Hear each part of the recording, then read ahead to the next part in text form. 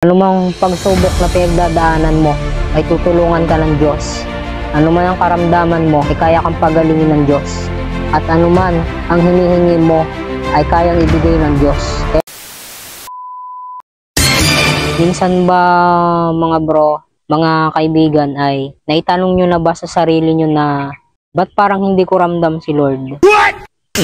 O kaya ay, Lord, bakit hindi po kita maramdaman? Ito yung sagot diyan mga kaibigan. Sabi mga tol ng Bible, we live by faith, not by sight. Sapagkat namumuhay tayo, batay sa pananampalataya natin sa Diyos. At hindi sa mga bagay na nakikita, nararamdaman. Kasi marami sa atin mga kaibigan na ang hinahanap nila ay yung presensya ng Diyos. Alam nyo, kung walang praises, walang presence ng Diyos ang bababa. Sabi dito mga kaibigan, Psalms 22 verse 3, ngunit ikaw ang banal na pinaparangalan at sa Israel ikaw ay pinapapurihan. Paano mo mararamdaman ang presence ng Diyos? Una, sa pagpupuri. Pangalawa, panalangin. Una sa panalangin, tapos sa pagpupuri. Minsan kasi mga kaibigan, nagkakagayon ng isang mananampalataya dahil din sa kanyang pinagdadaanan. Kung ito'y sa pera, sa trabaho, sa negosyo, o sa pagod na kanyang pinagdadaanan na hindi niya alam kung anong gagawin niya kasi siguro marami siyang stress na pinagdadaanan at dinadala. Problema sa bahay, sa school, financial, anumang pagsubok na pinagdadaanan mo ay tutulungan ka ng Diyos. Anuman ang karamdaman mo ay kaya kang pagalingin ng Diyos. At anuman ang hinihingi mo ay kayang ibigay ng Diyos. Kaya kung mababasa ninyo, Psalms 47 verse 1 hanggang 2, basahin natin muna mga kaibigan sa English. Clap your hands, all you nations, shout to God with cries of joy. Maganda din siya sa NLT.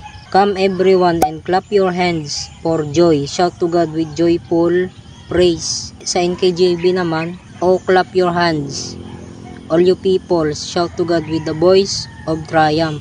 Verse 2, basahin natin sa NIV.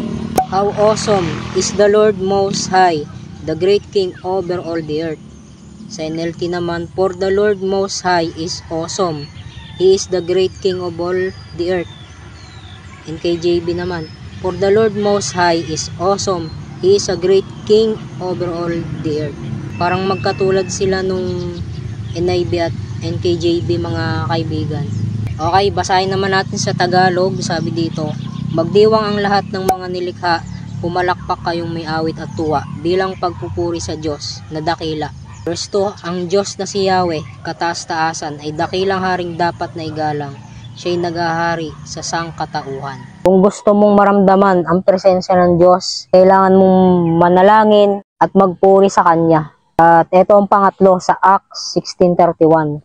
Kung mababasa nyo ito mga kaibigan, ang worship ang pinakamakapangyarihan.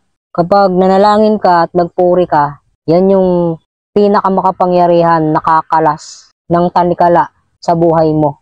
Ito, Acts 16:25 hanggang 26, sabi dito, nang maghahating gabi na, sina Pablo at Silas ay nanalangin at umawit ng mga himno. Etong himno na to mga kaibigan, ito ay praise and worship. Yan yung mga awiting makalangit. At nakikinig naman ng ibang mga bilanggo. Meron pa mga kaibigan, yung isang tanikala na yon, yun yung suicidal thoughts. Gusto mo na magpakamatay. Alam mo mga kaibigan, kung lalagutin mo ang buhay mo, wala ring magandang mangyayari. Akala mo tapos na pagkatapos nun. Sabi ng Hebrew 9:27, itinakda sa isang tao minsan mamatay at pagkatapos ay paghukom na. So kung ikaw mismo ang tumapos sa buhay mo, paano kung maganda yung plano ng Diyos, hindi mo alam? Okay, paano nga kung hindi magkagayon? Okay, paano din naman kung yung iniisip mo ay siyang hindi mangyari? Paano kung sabihin ng Diyos, ang ganda pa naman ang plano ko sa iyo, pero bakit winakasan mo ang buhay mo? Kaya minsan, akala natin pag nagpakamatay tayo ay tapos na ang lahat. Hindi pa, lalo lang lalala at lalong bibigat ang sitwasyon. Kasi maraming tao ang mamumroblema. Una ay yung iyong pamilya.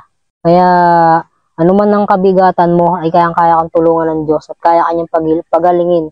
At ano man ang iyong hingin ay kayang-kayang ibigay ng Diyos. Kaya ang pinakamabisang paraan para maramdaman mo at maranasan mo at makatagpo mo ang Diyos, walang iba kundi prayer at pagme-meditate ng salita ng Diyos at yung pagpupuri sa Kanya. Kaya pag tumawag ka sa Diyos, He is there for you. He is waiting for you to call on Him. Kaya mga kaibigan, huwag mong tatapusin ang iyong buhay kahit ano pang pinagdadaanan mo. Dahil paano kung wala tayong maiharap sa Diyos kapag winakasan natin yung ating buhay? Anong ihaharap mo sa Lord? Kaya minsan lang tayong dadaan dito sa mundo. Pahalagahan natin kung ano man yung ibinibigay sa atin ng Diyos at pasalamatan natin. Kaya sabi ng Bible, hindi kita iiwan ni pababayaan man.